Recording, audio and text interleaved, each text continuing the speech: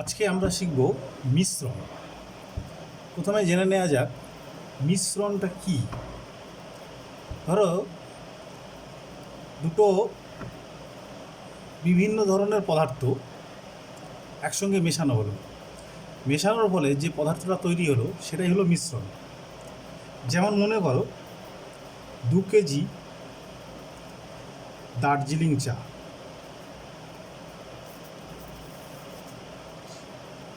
2 KG Darjeeling চা আর 5 KG Assam চা, এই দুটোকে মেশানো হলো, মিশিয়ে একটা নতুন ধরনের চা, নতুন ব্লেন্ডের চা তৈরি করা হলো।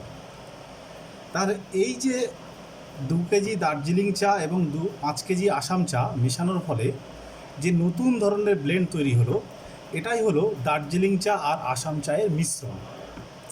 এখন যখন 2 কেজি দার্জিলিং চা আর 5 কেজি আসাম চা মেশাবো, তাহলে এই দুটো চায়ের অনুপাত কত? 2:5।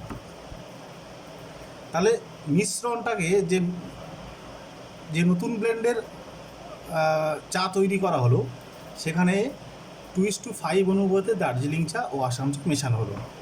এখন এই নতুন মিশ্রণে দার্জিলিং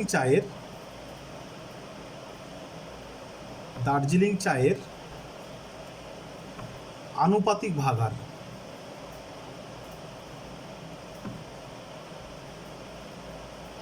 ভাগার কত হবে? 2/2+5 অর্থাৎ 2/7। ঠিক একই রকমভাবে আসাম চায়ের আনুপাতিক ভাগার কত হবে? 5/7। এই আনুপাতিক ভাগার যখন বেরিয়ে গেল, তখন আমি এই একই মিশ্রণের অন্যান্য পরিমাণ থেকে আমি তাতে কতটা দার্জিলিং চা লাগবে, কতটা আসাম চা লাগবে, সেটা আমি বের করতে পারবো। যেমন ধরা যাক 14 কেজি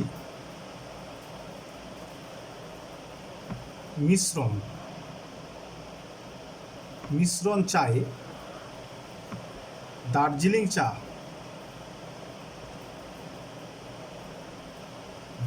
চায়ের পরিমাণ কত হবে? মোট মিশ্র চায়ের পরিমাণ হলো 14 কেজি। তার সঙ্গে দার্জিলিং চায়ের যে আনুপাতিক ভাগার, সেটাকে আমি গুণ করব, এত কেজি হবে। অর্থাৎ এখানে দেখা গেল মোট দার্জিলিং চায়ের পরিমাণ হলো 4 কেজি। ঠিক একইভাবে এই 14 কেজি মিশ্র চায়ে আসাম চায়ের পরিমাণ হবে,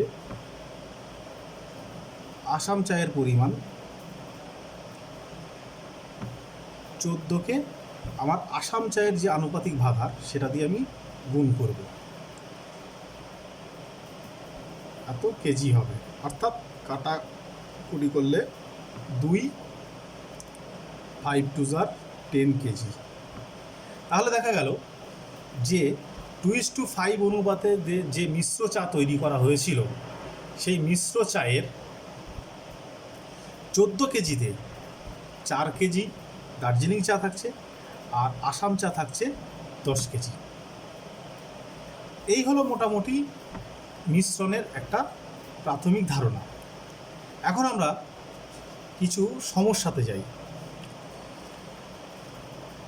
যেমন আমাদের যে টেক্সট বই আছে, সেই টেক্সট বইয়ে পেজ নাম্বার 118 তোমরা খুলবে, সেখানে কোষে দেখি 12 অধ্যায়ে দেখবে 2 নম্বর অঙ্কটা বলছে, এক ধরনের পিতলে তামা ও দস্তার পরিমাণের অনুপাত হলো 5:2।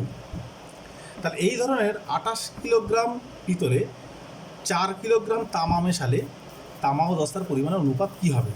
দেখা যাক এই সমস্যাটা কিভাবে সমাধান করা যায়।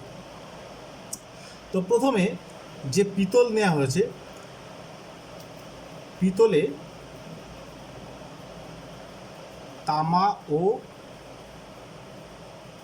দস্তার অনুপাত ছিল 5:2। তাহলে আগের মতো আমরা প্রথমে তামার আনুপাতিক ভাগাহার বের করে নেব।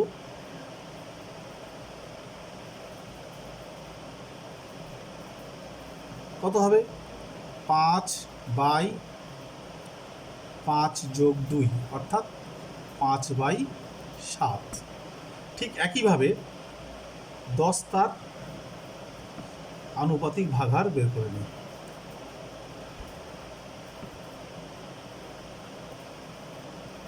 ভাগাহার সেটা কত হবে? 2/5 + 2 অর্থাৎ 2/7। ঠিক আছে, এখন আমাকে প্রথমে 28 কিলোগ্রাম তামা দেয়া ছিল। সেই 28 কিলোগ্রাম তামাতে কতটা পরিমাণ 28 কিলোগ্রাম পিতল দেয়া ছিল, সেই 28 কিলোগ্রাম পিতলে কতটা পরিমাণ তামা আছে এবং কতটা পরিমাণ দস্তা আছে সেটা বের করে নিই। তাহলে অতএব 28 কিলোগ্রাম তামায় 28 কিলোগ্রাম পিতলে তামার পরিমাণ কত? মোট ওজনকে তার আনুপাতিক ভাগাহার দিয়ে গুণ করব। 4 হলো, অর্থাৎ 4 × 5 = 20 কিলোগ্রাম। ঠিক একইভাবে দস্তার পরিমাণ হবে 28কে 2/7 দিয়ে গুণ হবে, অর্থাৎ 8 কিলোগ্রাম। বোঝা গেল? এখন আমাকে বলছে 28 কিলোগ্রাম পিতলের সঙ্গে আরও 4 কিলোগ্রাম তামা মেশানো হয়েছে, অর্থাৎ যে 4 কিলোগ্রাম তামা মেশানো হচ্ছে সেই তামাটা কিন্তু এসে এই যে তামা বেরিয়েছে 20 কিলোগ্রাম, সেই 20 কিলোগ্রাম তামার সঙ্গে যোগ হবে। তাহলে দেখি 4 কিলোগ্রাম তামা মেশালে তামার মোট পরিমাণ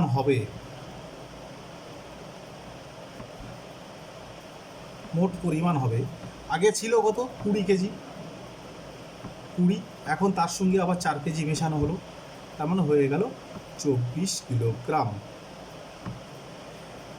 এখানে দস্তার পরিমাণের কোনো চেঞ্জ হচ্ছে না, কোনো পরিবর্তন হচ্ছে না, কারণ দস্তা মেশানো হচ্ছে না, তাই দস্তাটা যা ছিল দস্তার পরিমাণটা তাই থাকবে, শুধু তামার পরিমাণটা পরিবর্তন হলো। এখন নতুন যে অনুপাতটা তৈরি হবে, তাহলে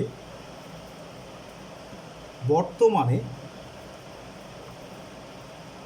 তামা ও দস্তার অনুপাত, যেহেতু তামার পরিমাণটা পরিবর্তন হয়েছে, তাই তামা ও দস্তার অনুপাতটা আগের অনুপাতের থেকে পরিবর্তন হয়ে যাবে। সেটা পরিবর্তন হয়ে কত হবে? তামার পরিমাণ হলো 24 দস্তা যেটা ছিল সেটাই থাকবে 8 কিলোগ্রাম। তাহলে এখানে অনুপাত হলো কত? 24:8। এটাকে সংক্ষিপ্ত আকারে করলে 3:1। এটাই হলো আমাদের আনসার। তাহলে নতুন যে তামা ও দস্তার অনুপাত পাওয়া গেল সেটা হলো 3:1। এবার পরের প্রশ্নে দেখা যাক। পরের প্রশ্নটা আমরা করব ওই চ্যাপ্টারেরই 5 নম্বর কোশ্চেনটা। এখানে বলা হয়েছে এক ধরনের জার্মান সিলভারে তামা, দস্তা ও নিকেল, মানে 3 ধরনের ধাতু আছে। সেই 3 ধরনের ধাতুর অনুপাত হলো 4:3:2। তাহলে এই ধরনের 54 কিলোগ্রাম, এখানে মোট ধাতুর পরিমাণ হলো 54 কিলোগ্রাম। 54 কিলোগ্রাম জার্মান সিলভারে আরও কত কিলোগ্রাম দস্তা মেশালে সেই পরিমাণের অনুপাত হবে 6:5:3। দেখো, আগের অঙ্কটাতে আমার কত কিলোগ্রাম তামা মেশানো হচ্ছিল সেটা দেয়া ছিল, সেখানে আমাকে চাওয়া হয়েছিল যে নতুন অনুপাতটা কত হবে। কিন্তু এখানে নতুন অনুপাতটা দেয়া হয়েছে, তাহলে আমাকে বের করতে হবে যে কত কিলোগ্রাম দস্তা মেশানো হচ্ছে। অর্থাৎ আগের অঙ্কটা ঠিক উল্টো ধরনের একটা অঙ্ক। দেখা যাক কীভাবে সমাধান করা যায়। এখানে তামা, দস্তা ও নিকেল এদের অনুপাত দেয়া আছে 4:3:2। তাহলে অতএব তামার আনুপাতিক ভাগার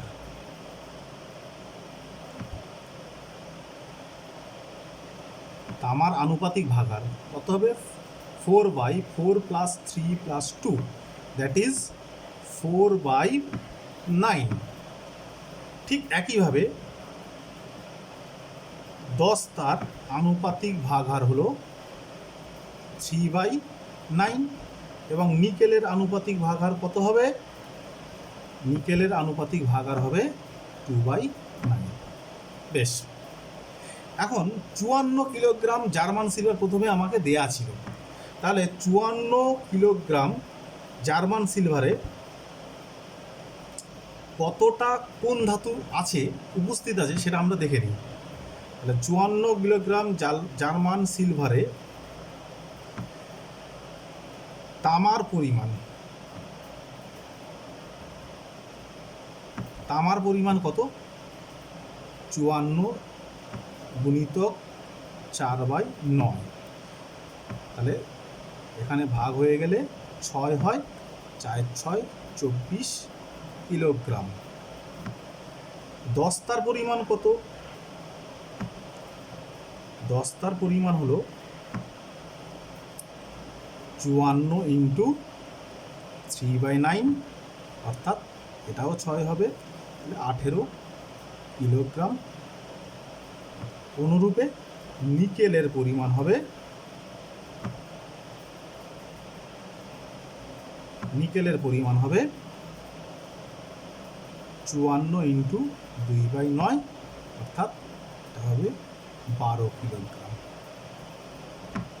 এখন আমার এই যে পরিমাণ, এই যে 24 কিলোগ্রাম তামা, 18 কিলোগ্রাম দস্তা এবং 12 কিলোগ্রাম নিকেল আছে, এর সঙ্গে আমার নতুন করে কিছু পরিমাণ দস্তা মেশাতে বলেছে। কত পরিমাণ সেটা আমাকে বের করতে হবে, আমরা জানি না। কিন্তু সেই পরিমাণ দস্তা মেশানোর ফলে তামা, দস্তা ও নিকেলের নতুন অনুপাত দাঁড়াবে 6:5:3। তাহলে কত পরিমাণ দস্তা আমাকে মেশাতে হবে? এখানে কিন্তু তামা এবং নিকেলের পরিমাণটা অপরিবর্তিত থেকে যাবে, শুধু চেঞ্জ হবে দস্তার পরিমাণটা। তাহলে কত পরিমাণ মেশাতে হবে আমি জানি না। তাহলে আমি ধরি x কেজি দস্তা মেশানো হলো, ঠিক আছে? x কেজি দস্তা মেশানো হলো। তাহলে অতএব দস্তার মোট পরিমাণ হবে 18 কেজি ছিল, তার সঙ্গে x কেজি মেশানো হলো, তাহলে 18 + x কিলোগ্রাম। এখন তামা, দস্তা ও নিকেলের নতুন অনুপাত, বা এটা মেশানোর পরে যে অনুপাতটা দাঁড়াবে সেটা নতুন অনুপাত কত হচ্ছে? 24 কেজি তামা ছিল, সেটা থাকবে। দস্তার পরিমাণটা পরিবর্তন হয়ে গেল 18 + x, আর 12 কেজি নিকেল ছিল, সেটা অপরিবর্তিত থাকবে। এই যে অনুপাতটা পেলাম, এই অনুপাতটাই কিন্তু আমার এখানে যে বলে দেওয়া আছে প্রশ্নে, যে 6:5:3, এই দুটো অনুপাত কিন্তু সমান। তাহলে অতএব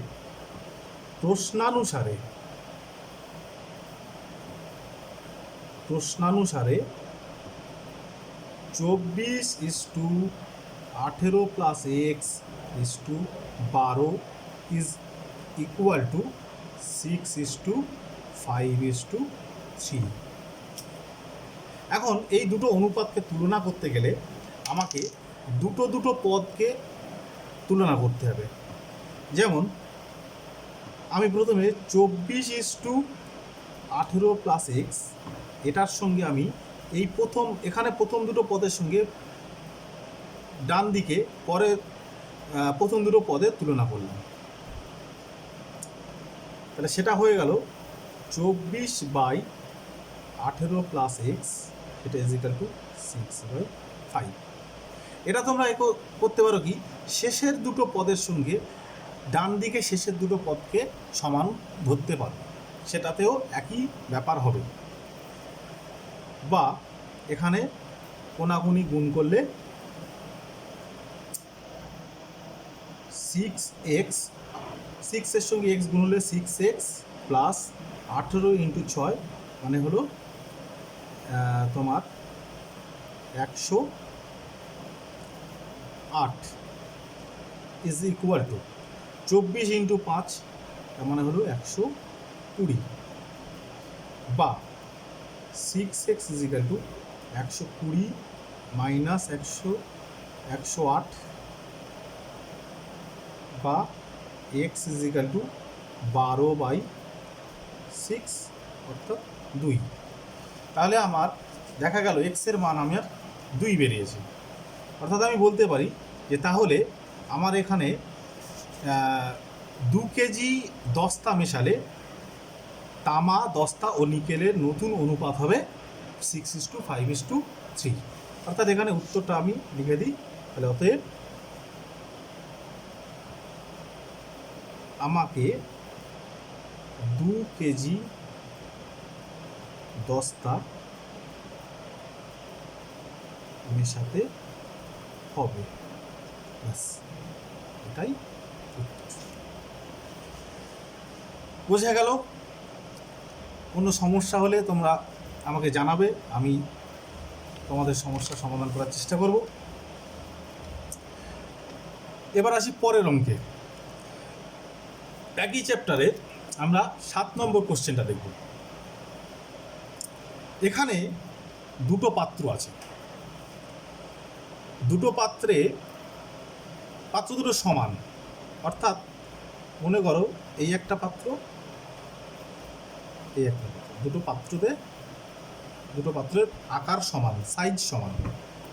তো প্রথম পাত্রে 1/3 অংশ ফলের রস আছে, অর্থাৎ এখানে 3 ভাগের 1 ভাগ ফলের রস আছে, 1/3 অংশ। দ্বিতীয় পাত্রে 1/4 অংশ ফলের রস আছে, এটাকে 4 ভাগের 1 ভাগ ফলের রস আছে। পাত্র দুটোর অবশিষ্টাংশে জলপূর্ণ করালো, অর্থাৎ পুরোপুরি ভর্তি করে বাকিটা জল দিয়ে দেওয়া হলো। এখানেও পুরোপুরি ভর্তি করে বাকি অংশটাতে জল ভরে দেওয়া হলো। এইবার দুটো পাত্রকে একসঙ্গে ঢেলে দেওয়া হলো একটা বড় পাত্রে, বড় পাত্রে। তাহলে এই যে পাত্রটাতে এখানে ফলের রস ও জল, তাদের অনুপাতটা কত হবে সেটা আমাকে বের করতে হবে। তাহলে এখানে দেখো, এখানে যদি 1/3 অংশ জল থাকে, কত তাহলে বাকিটা, অর্থাৎ 2/3 অংশ হচ্ছে জল আছে, 1/3 অংশ ফলের রস, 2/3 অংশ জল। এখানে 1/4 অংশ ফলের রস আছে, তাহলে 3/4 অংশ জল আছে। ঠিক আছে? এখন এটার অংশ এইভাবে তো করা যাবে না। তাহলে আমাকে আমি এইটার আয়তন একটা ধরে নেব, এটার আয়তন একটা ধরে নেব, দুটোর সমান আয়তন হবে। তাহলে আমি ধরি পাত্র দুটির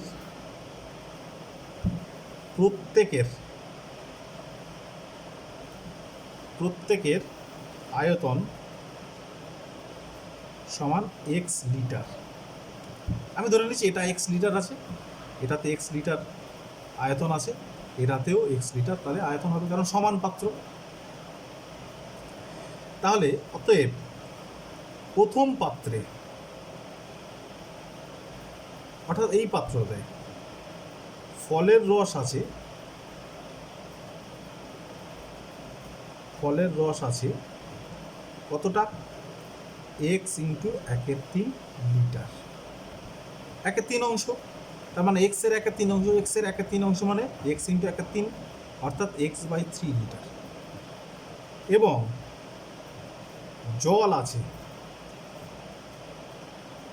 স্বাভাবিকভাবে x লিটার পাত্রের x/1/3 অংশে যদি ফলের রস থাকে, তাহলে x ইন্টু 2/3 লিটার জল আছে,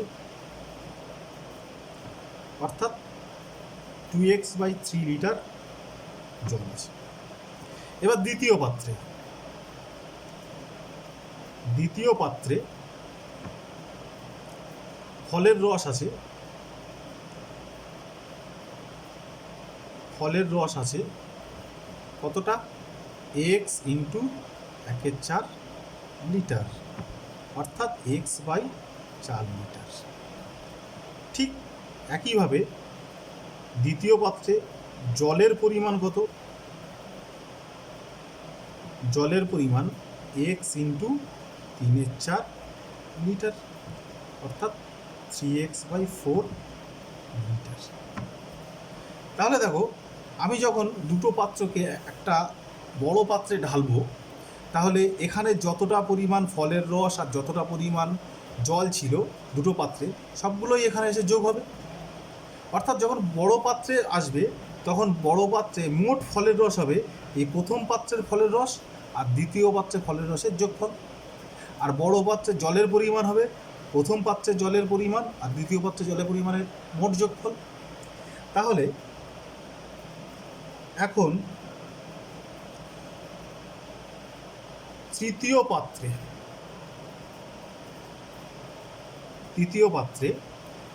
মোট ফলের রসের পরিমাণ, কতটা হবে? প্রথমটায় ফলের রস ছিল x/3 আর দ্বিতীয়টাতে ফলের রস ছিল x/4, তাহলে এই দুটো যোগ হয়ে গেল, অর্থাৎ লসাগু হয়ে যাবে 12, 4x + 3x সমান 7x/12 লিটার। বুঝে গেল? ঠিক একইভাবে তৃতীয় পাত্রে জলের পরিমাণ হবে প্রথম পাত্রে জলের পরিমাণের সঙ্গে দ্বিতীয় পাত্রে জলের পরিমাণের যোগফল, অর্থাৎ 2x/3 প্লাস 3x/4। এখানেও লসাগু 12 হবে এবং এটা হয়ে যাবে 8x, আর এখানে হয়ে যাবে 3 3 = 9x, অর্থাৎ এটা হয়ে গেল 9 আর 8 17x/12 লিটার। তাহলে এখন নতুন পাত্রে ফলের রস ও জলের পরিমাণের অনুপাত, ফলের রস ও জলের পরিমাণের অনুপাত কত হবে? ফলের রস হলো 7x/12 আর জল হলো 17x/12। অর্থাৎ এখানে এটাকে যদি আমি ছোট আকারে নিয়ে আসি, তাহলে প্রথমে 12 ভাগ হয়ে যাবে আর x ভাগ হয়ে যাবে, অর্থাৎ থেকে যাবে কি 7:17। তাহলে এটাই হয়ে গেল আমার উত্তর, যে নতুন পাত্রে আমার ফলের রস ও জলের পরিমাণের অনুপাত হবে 7:17। এবার যাই পরের অঙ্কে। পরের অঙ্কটা হলো, তোমরা বইয়ে দেখতে পাবে, টেক্সট বইয়ের 10 নম্বরের অঙ্কটা। এখানে দুই প্রকার স্টেনলেস স্টিল আছে। মনে করো এটা এক প্রকার স্টেনলেস স্টিল, এটা আরেক প্রকার স্টেনলেস স্টিল। তো স্টেনলেস স্টিল কী দিয়ে তৈরি হয়? ক্রোমিয়াম আর স্টিল দিয়ে তৈরি হয়। এখন প্রথম প্রকার স্টেনলেস স্টিলে ক্রোমিয়াম আছে, ক্রোমিয়াম আর স্টিলের অনুপাত হচ্ছে 2:11, মানে 2 ভাগ ক্রোমিয়াম আর 11 ভাগ স্টিল। দ্বিতীয় প্রকার স্টেনলেস স্টিলে ক্রোমিয়াম আর স্টিলের অনুপাত হলো 5:21, এখানে 5 ভাগ হলো ক্রোমিয়াম আর 21 ভাগ হলো স্টিল। এবার এই 2 প্রকার স্টেনলেস স্টিলকে কি অনুপাতে মেশালে যে নতুন প্রকার যে স্টেনলেস স্টিল তৈরি হবে সেখানে ক্রোমিয়াম আর স্টেনলেস স্টিলের অনুপাত হবে 7:32। মানে এখানে অঙ্কটা বলতে চাইছে যে এখান থেকে কত ভাগ নিতে হবে আর এখান থেকে কত ভাগ নিতে হবে, নিলে তবেই নতুন অনুপাতটা এটা হবে। তো আমি ধরে নেব যে প্রথম প্রকার স্টেনলেস স্টিল x কেজি নিতে হবে আর দ্বিতীয় প্রকার স্টেনলেস স্টিল y কেজি নিতে হবে।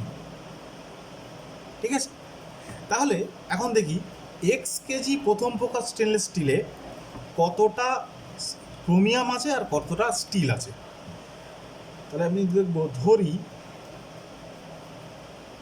প্রথম প্রকার স্টেনলেস স্টিল x কেজি নেওয়া হলো। তাহলে অতএব x কেজি স্টেনলেস স্টিলে ক্রোমিয়াম আছে কতটা? x ইন্টু এটার আনুপাতিক ভাগার। তাহলে এটার আনুপাতিক ভাগার কত হবে? 2/2 যোগ 11 অর্থাৎ 13 এত কেজি, অর্থাৎ সেটা হয়ে গেল 2x/13 কেজি। ঠিক একইভাবে আমি প্রথম প্রকার স্টেনলেস স্টিলের x কেজিতে কতটা পরিমাণ স্টিল আছে, স্টিল আছে কতটা?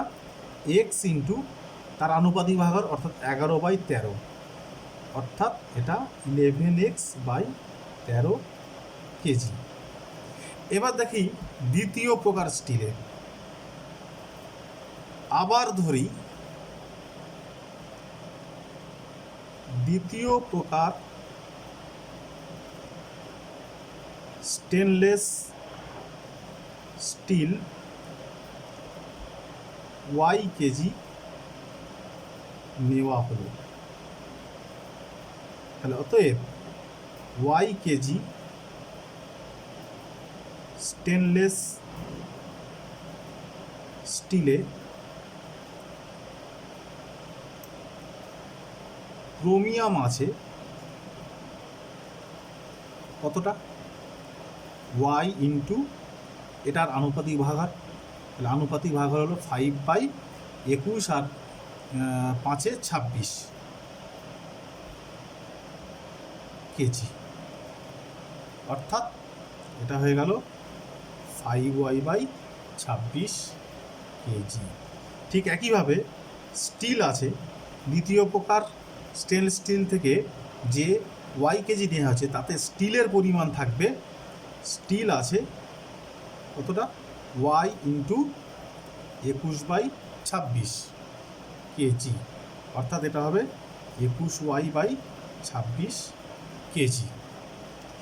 এখন এটাকে যদি আমি মেশাই তাহলে কি হবে? প্রথম প্রকার থেকে যে পরিমাণ ক্রোমিয়াম আসছে এবং দ্বিতীয় প্রকার থেকে যে পরিমাণ ক্রোমিয়াম আসছে সেই ক্রোমিয়ামটা এখানে এসে যোগ হয়ে যাবে। তাহলে নতুন প্রকার স্টেনলেস স্টিলে ক্রোমিয়ামের পরিমাণ কত হবে? 2x by 13 plus 5y by 26 এবং স্টিলের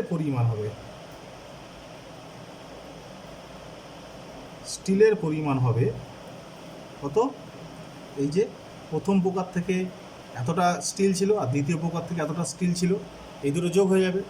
তাহলে 11x by 13 plus 21y by 26। এবার এই যে ক্রোমিয়াম পাওয়া গেল, এই যে নতুন স্টিলে যে ক্রোমিয়াম পাওয়া গেল আর নতুন প্রকার স্টেনলেস স্টিলে যে স্টিল পাওয়া গেল, এই দুটোর অনুপাত কিন্তু আমার এই 7:13 সমান। তাহলে আমি এবার লিখব, অতএব প্রশ্নানুসারে বা শর্তানুসারে 2x by 13 plus 5y by 26 by 11x by 13 plus 21y by 26 is equal to, এটাকে যেহেতু আমি ভাগ আকারে লিখেছি তাহলে 7:13টাকে আমি ভাগ আকারে লিখব 7:32। এবার কোনাকুনি গুণ করব। তাহলে কোনাকুনি গুণ করলে প্রথমে লসাগু,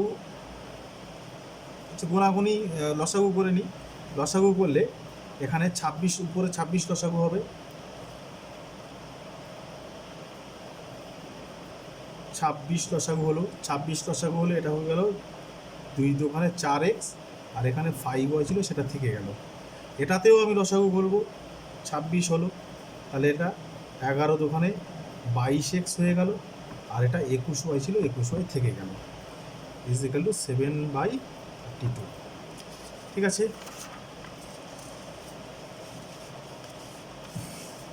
পরের পেজটা চলে যাই। তাহলে একটু অসুবিধা হবে, পেজটা চেঞ্জ করতে হলো যেহেতু। দেখা যাক,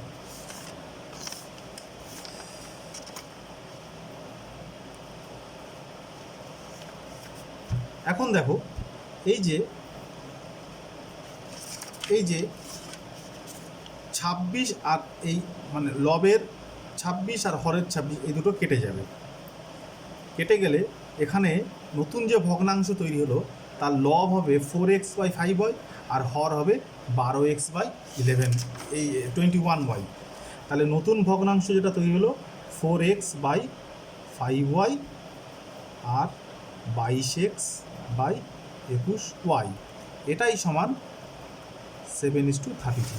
এখন এটাকে এবার আমি কোনাকুনি গুণ করি। কোনাকুনি গুণ করলে 32 দিয়ে এটা গুণ করলে 32 ইন্টু 4 অর্থাৎ হয়ে যাবে 128x প্লাস 32 ইন্টু 5 মানে 160y ইজিক্যাল টু 22 ইন্টু 7 মানে 154x প্লাস 21 ইন্টু 7 তার মানে হয়ে গেল 147y। এবার এক্সগুলোকে বাম দিকে আর ওয়াইগুলোকে ডান দিকে নিয়ে যাই, তাহলে হয়ে গেল 128x minus 154x is equal two 147y minus 160y। তাহলে এই দুটোকে বিয়োগ করলে হয়ে গেল 54 থেকে 28 বিয়োগ করলে হচ্ছে তোমার 26 মাইনাস এটা বিয়োগ করলে এটাতে হয়ে যাবে 13 মাইনাস 13y, মাইনাস মাইনাস কেটে গেল। তাহলে আমার দরকার ছিল কি, যে এই যে এক্স আর ওয়াই এই দুজনের অনুপাত দরকার ছিল, অর্থাৎ আমি প্রথম প্রকার থেকে এবং দ্বিতীয় প্রকার থেকে কী অনুপাতে নিয়ে আমি নতুন প্রকারের স্টিল তৈরি করেছি। তার মানে আমার অনুপাত যদি দরকার হয় তাহলে আমার দরকার হবে এক্স ইস টু ওয়াই এর, এটাই আমার বের করতে হবে। তাহলে এক্স ইস টু ওয়াই মানেই কিন্তু এক্স বাই ওয়াই। তাহলে আমি এখান থেকে এক্স আর এক্স বাই ওয়াই বের করব। তাহলে বা এক্স বাই ওয়াই সেটা সমান হয়ে যাবে -13 বাই -26, অর্থাৎ হয়ে গেল এক্স বাই ওয়াই মানে হচ্ছে 1/2। তাহলে অতএব এক্স ইস টু ওয়াই, সেটা হয়ে গেল 1:2। তাহলে এখানে বোঝাই গেল যে আমার প্রথম প্রকার স্টিল এবং দ্বিতীয় প্রকার স্টিল থেকে 1:2 অনুপাতে মেশালে যে নতুন স্টেনলেস স্টিল হবে সেটা ক্রোমিয়াম আর স্টিলের পরিমাণের অনুপাত হবে 7:13। তাহলে উত্তরটা আমি লিখব, অতএব দুই প্রকার স্টেনলেস স্টিল 1:2 অনুপাতে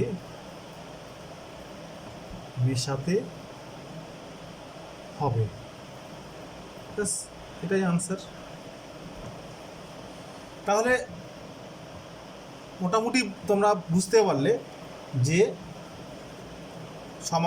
মিশ্রণের অঙ্কগুলো কিভাবে করা হয়। তোমাদের আমি আজকে এই পর্যন্তই শেখালাম। আমি তোমাদের একটু হোম টাস্ক দেব, সেটা হলো কি, তোমরা এই যে কোষে দেখি 12 চ্যাপ্টার,